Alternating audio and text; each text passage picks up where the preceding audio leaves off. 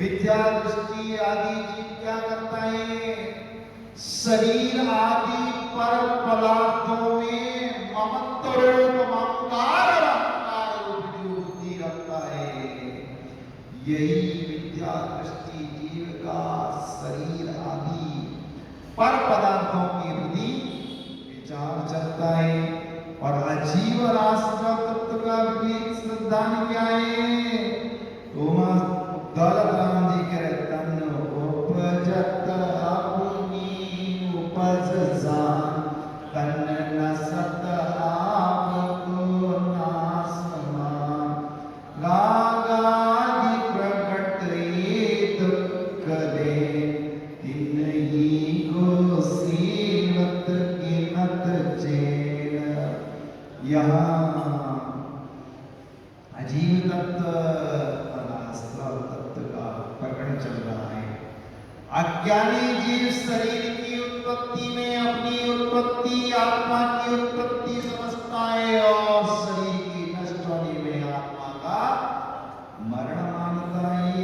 यह अजीव तत्व का विपरीत श्रद्धा है। शरीर आत्मा नहीं है, शरीर आत्मा नहीं है। यदि शरीर आत्मा होता तो आज तक जितनी आत्माओं का मरण हुआ है, क्या हुआ है? वो सब शरीर उन आत्माओं के साथ जाता, लेकिन कर्म के उदय के कारण, कर्म के संयोग के कारण इस शरीर में आत्मा एक निश्चित समय के लिए संश्लेष संबंध को प्राप्त हो गई। ज्ञानी जीव ऐसा विचार करता है। नास्तिक विद्या दृष्टि क्या कहता है? शरीर सो मैं सो शरीर। शरीर में कुछ होता तो अपने आप के लिए आत्मा के लिए कुछ हो रहा है ऐसा मानता। यह अजीव तत्व का विपरीत श्रद्धा है। और रागादि प्रकटे दुख देन तिन्ही को सेवत गिनत चैन। जो राग द्वेष आदि प्रवृत्तियां विकार रूप में ये दुख देने वाली हैं, और उन्हीं राग द्वेष भाव का सेवन करता है और उसमें सुख और दुख मानता है। दुखदायी कर्म आने पर सुख का कारण मानते हैं। आस्था तत्व का विपरीत श्रद्धा है। कौन से तत्व का विपरीत श्रद्धा है? तो आस्था तत्व का विपरीत श्रद्धा है। विपरीत श्रद्धा क्या? दुखदायी कर्म के आने को सुख का कारण मानना। कौन से? दुख के बीजों को सुख का कारण मान रहा है। यही आस्था तत्व का विपरीत श्रद्धा है। पंचेंद्रिय के विषय वो सुख के कारण नहीं है, दुख के बीज है। लेकिन पंचेंद्रिय के विषय वो उपलब्ध होने पर जीव सुख की कल्पना करता है, सुख मानता है। यही आस्था तत्व का विपरीत श्रद्धा है। 2 दिन का नागा हो गया, यहीं तक प्रकरण चला था। अब आज बंध तत्व का प्रकरण प्रारंभ होता है। शुभ अशुभ बंध के फल आचार,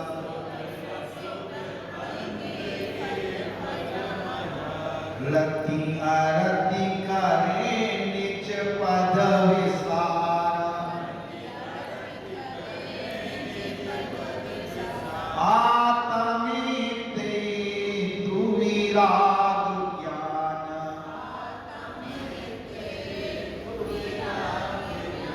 ते लखे आपको कष्ट दान।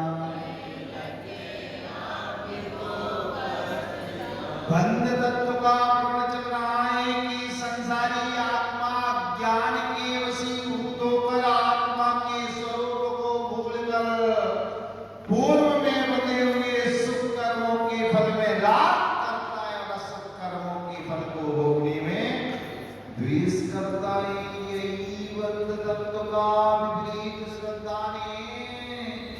यानी शुभ कर्मों में तो राग कर बैठता है और अशुभ कर्मों में द्वेष कर बैठता है। इससे पुनः उस नवीन कर्म का बंध होता चला जाता है। यह आस्त्र तत्व का विपरीत श्रद्धा।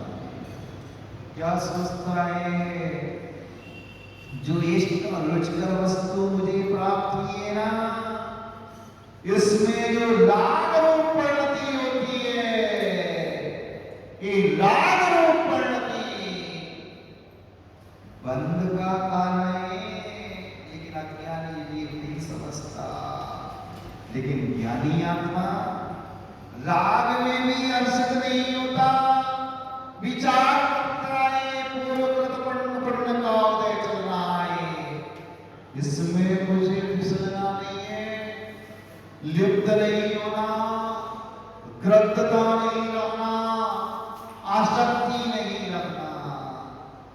अनुकूल परिस्थिति और अनुकूल व्यक्ति और वस्तु के मिलने में पूर्वकृत पुण्य का उदय रहता है। लेकिन अनुकूलता में जीवात्मा राग रूप जो परिणति करता है, वही आस्था तत्व का विपरीत श्रद्धा है। दृष्टांत दिया था ना एक दिन, किसका? भारे का। किसका दिया था? भारे का दृष्टांत दिया था आप लोगों को शुरुआत में। भारा का सबसे ज्यादा राग किस पुष्प पर होता है बताया? न गेंदा के फूल पर इतना प्रेम होता, न चमेली पर होता, न मोगरा पर होता, न गुलाब पर होता। भंवरे के लिए सूर्य प्रकाशी कमल के प्रति अत्याधिक राग रहता है, आसक्ति रहती है, ग्रद्धता रहती है। पुण्य के उदय से उस चतुरिंद्री जीव भंवरे को उस कमल की पराग चूसने का सौभाग्य मिल जाए, तो वो चारित्र्य आत्मा जिसके पास स्पर्श रसना घ्राण चक्षु इंद्रिय अंतिम इंद्रिय, भंवरा भी शुभ कर्म के योग में राग रूप प्रवृत्ति रखता है, क्योंकि उस आत्मा पर अंतकाल से जो राग द्वेष का संस्कार पड़ा हुआ है, उसका प्रभाव देखिए। जिसके पास भी कर्णेंद्रिय का भाव है और मन का भाव है, जैसे वह सूर्य प्रकाशी कमल खिला हुआ भंवरे को दिखता है, दिखता इसलिए कह रहा हूं, भंवरा कितने इंद्रिय है? चार इंद्रिय। और चार इंद्रिय जीव के पास कौन सी क्या रहती है? आंखें रहती है। चक्षु इंद्रिय उसके पास है। जैसे भंवरे को उस सूर्य प्रकाशी कमल दिखा,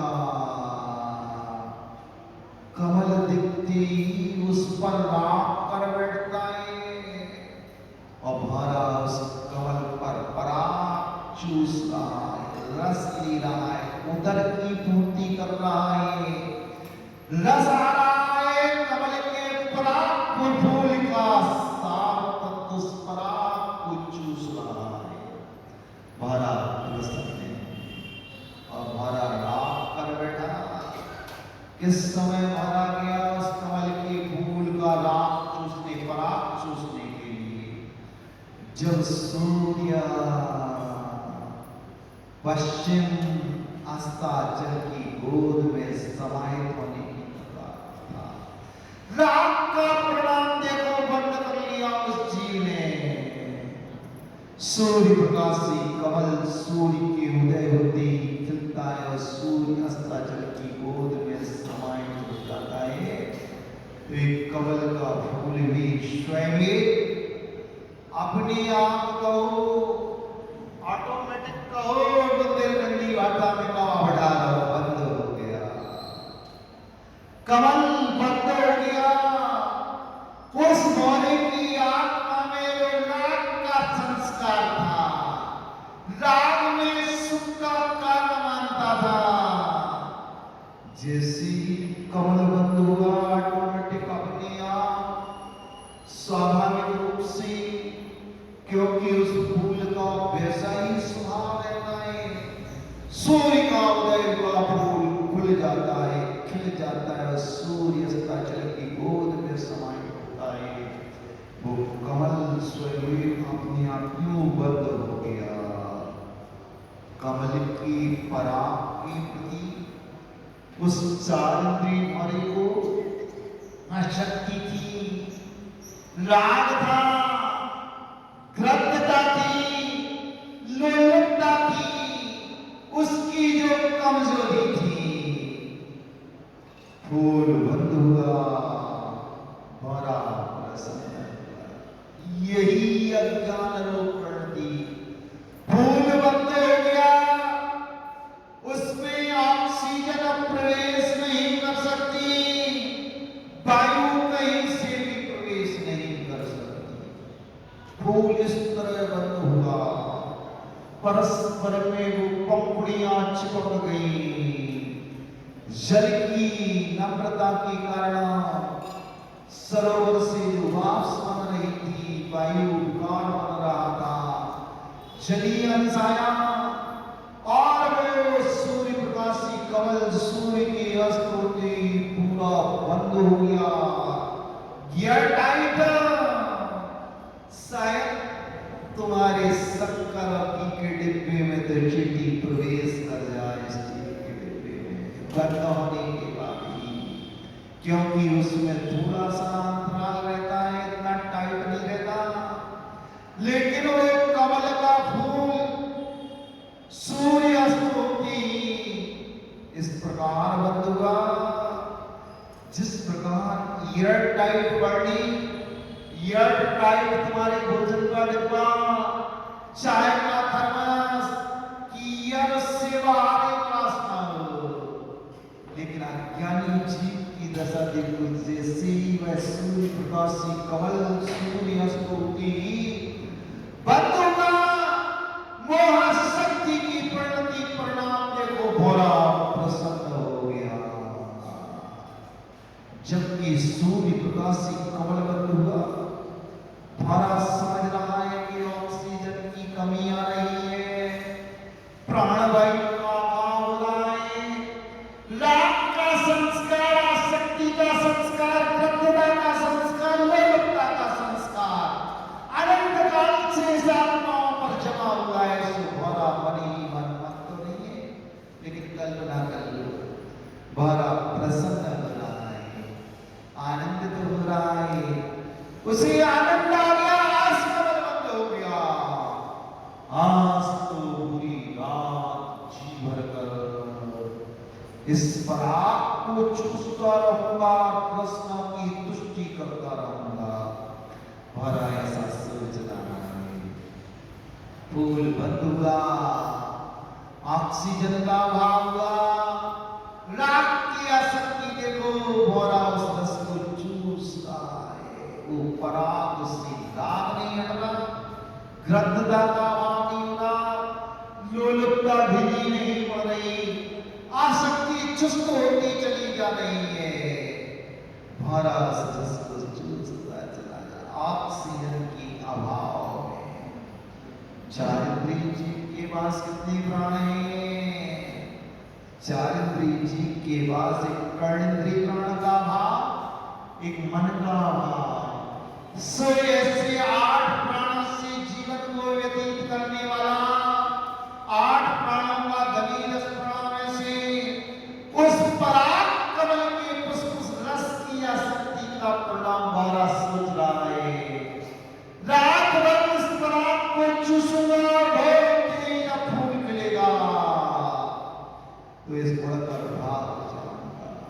जबकि वो भूल गया कि सूर्य अस्त हुआ, कमल स्वयं बंद हुआ, और ऐसा बंद हुआ कि यह टाइट बर्तन के समान कमल की पंखुड़ियां परस्पर स्वयं, क्योंकि वहां स्वाभाविक क्रिया थी, पर प्रवृत्ति के द्वारा उसे टाइट नहीं किया गया। प्रकृति का ऐसा वरदान था, प्रकृति कृत उस व्यवस्था के कारण जबकि भौरे के डंक में वो सामर्थ्य, वो शक्ति रहती है कि जैसे महावीर बिहार में जो गोल पिलर आरसीसी के पुरातन जमाना होता, उस सागवान शीशम के पूरे पेड़ को लाकर यूं का यूं खड़ा कर देते और उस पर काष्ठ की बिल्डिंग बनी होती। ये तो ईंट सीमेंट की मिट्टी है।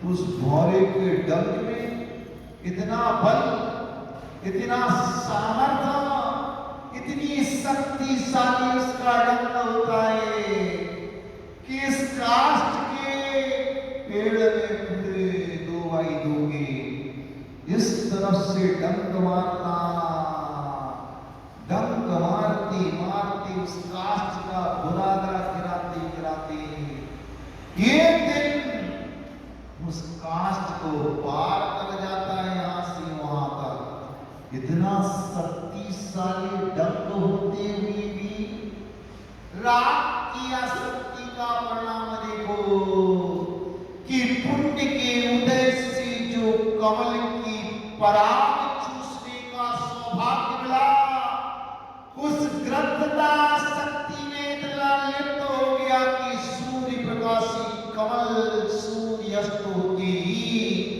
बंद हो गया। भौरा प्रसन्न हो रहा है, आनंदित हो रहा है, प्रफुल्लित हो रहा है, उसका राम राम प्रसन्नता की अनुभूति, एहसास, प्रीति कर रहा है। जबकि भौरा की 8 प्राणों में धक्का लगने लगा, ऑक्सीजन के अभाव में भौरा गिरने लगा। लेकिन भौरा कह रहा है काश मैं गिर जाऊंगा तो भी सुबह कमल खिलेगा, जब ऑक्सीजन आएगी तब मैं उड़ जाऊंगा अपनी दुनिया में। लेकिन एक कर्म क्या कहता है, यही आश्रय तत्व का विपरीत श्रद्धा है कि शुभ कर्म का योग आया, शुभ आश्रम से पुण्य का पाप फलित हुआ, भौरे के लिए वो कमल का पुष्प मिल गया। राग में पुण्य के उदय में राग कर बैठा, यही आश्रय तत्व का विपरीत श्रद्धा, और पाप के उदय में द्वेष कर बैठा।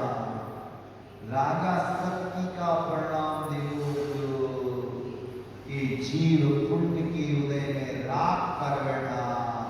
सो जैसे भौरा ने उस पराग से राग किया, कमल के फूल की पराग से और कमल बंद हो गया था, उसके डंक में इतना सामर्थ्य, इतनी शक्ति थी जो काष्ठ को भी यहां से वहां पार कर देता था, छेद करके अपने शरीर आराम से निकल जाए, आर पार हो जाए, कर सकता था।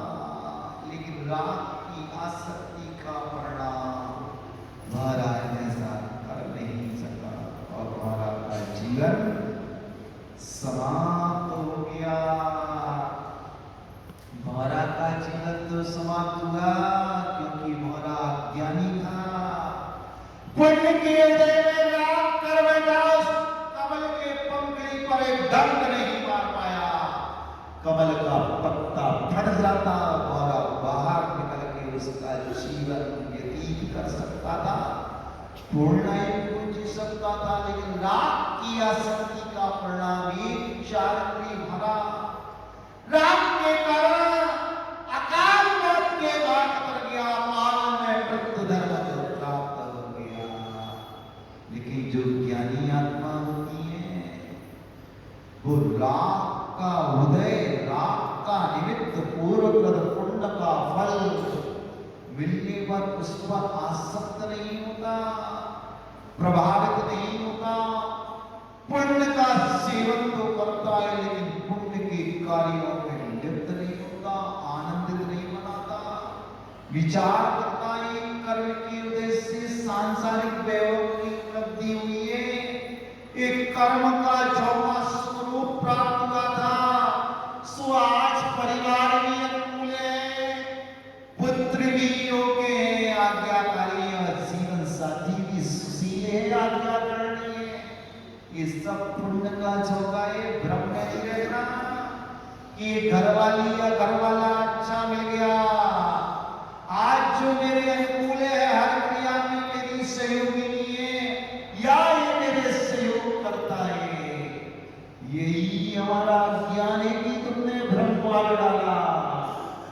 कर्म का कहीं झोंका आ जाए ना तो ज्ञानी आत्मा भी, मर्यादा पुरुषोत्तम भी, सब कुछ जानने के बाद भी उस मर्यादा पुरुषोत्तम ने अपनी जीवन साथी दूसरों की अपवाद करने से सीता को भी जंगल में भेज दिया था। जब सीता पेट से थी और इतना बड़ा पेट हो गया था कि एक नहीं था, दो का भार सब उसके पेट में था।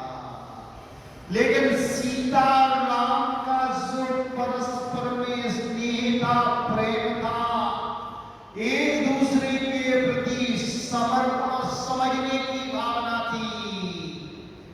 ऐसा दृष्टांत किसी भी पुरुष और नारी के जीवन से प्राप्त नहीं होता। किसी भी अनुयोग को उठा लो, कोई भी समुदाय के ग्रंथों को उठा लो, सीता राम को समझती थी और राम सीता को समझते थे। विचारधारा एक सी थी, लेकिन ये राम कर्म का झोंका ऐसा आया कि राम ने भी मुख मोड़ लिया सीता से। सीता की असाता वेदनी कर्म का उदय आया और राम को जो कर्म मिला तो धोबी के रूप में धोबी ने व्यक्त किया। राम मर्यादा पुरुषोत्तम थे, लगा जब राजा ही मर्यादाहीन हो जाएगा, मर्यादाओं का उल्लंघन करने लगेगा तो प्रजा भी मर्यादाहीन हो जाएगी। ऐसा सोच के राम ने सीता का परित्याग कर दिया। राम की आसक्ति का परिणाम देखो, जिस सीता ने राम से राग के कारण कैकेयी ने राम को वनवास दिया था, दशरथ ने राम को वनवास दिया था, सीता को वनवास नहीं मिला था। लेकिन राम के प्रति अत्याधिक आसक्ति का परिणाम देखो कि सीता ने भी उस राम के दुख में अपने आप को सुख माना, क्योंकि जो सती नारी हुआ करती है वो पति के साथ परछाई बनकर जीवन व्यतीत करती है, तभी तो वो सती कहलाती है। सो सीता सती थी। सती महलों के सुखों को कैसे भोग सकती थी जब उसका जीवन साथी दर दर की ठोकरें खाए, वन वन विचरण करे, और नुकीले पत्थरों पर और नुकीले कांटों पर चले, जो महलों में जूतियां उन कमलों की पहनता हो, कर्म के उद्देश्य से ऐसा झोंकाया जिसे पिता ने राज्य की घोषणा की। लेकिन वो असाता वेदनी कर्म कहता है, मेरे रहते हुए तो सुख को नहीं भोग पाएगा, क्योंकि तेरी सत्ता में पूर्वगत कर्म तो दुख का बड़ा हुआ है। जन्म भले ही तेरा महलों में हुआ हो, तू राजकुमार हो, और तेरी जीवन साथी भले ही जनक की पुत्री हो जानकी, लेकिन तेरी सत्ता में जो दुख तूने पूर्व पर्याय में इस हर्ष यानी राग, अभिशाप यानी द्वेष रूप क्रिया के कारण किया था, अभी मेरा हिसाब निपटारा बाकी है। जब तक ये निपटारा नहीं हो पाएगा तब तक तू अयोध्या के राज्य सिंहासन का भी स्वामी नहीं हो पाएगा, तू प्रजा का नाथ नहीं बन पाएगा, अयोध्या की संपदा का मालिक नहीं बन पाएगा, क्योंकि मेरा हिसाब बाकी है। शुभ निमित्त मिलने पर तूने जो राम देश रूप हर्ष विशाल के कारण जो कर्म प्राप्त किया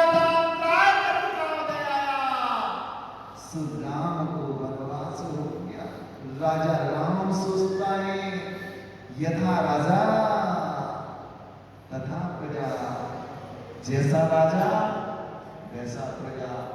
राजा का अनुकरण ही प्रजा करती है और पिता का अनुकरण पुत्र करता है।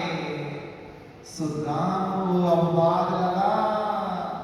किसने कहा कि राम मर्यादा पुरुषोत्तम है, मर्यादाओं का ख्याल रखते, मर्यादाओं का पालन करते, तो राम भी दूसरे के द्वारा हरी गई अपने जीवन साथी को वापस लेने नहीं जाते, नरसंहार नहीं करते, लाखों करोड़ों को मौत के घाट नहीं उतारते। जब राम ने दूसरे के द्वारा हरी हुई अपनी जीवन साथी को उसकी बिना परीक्षा किए हुए वापस रख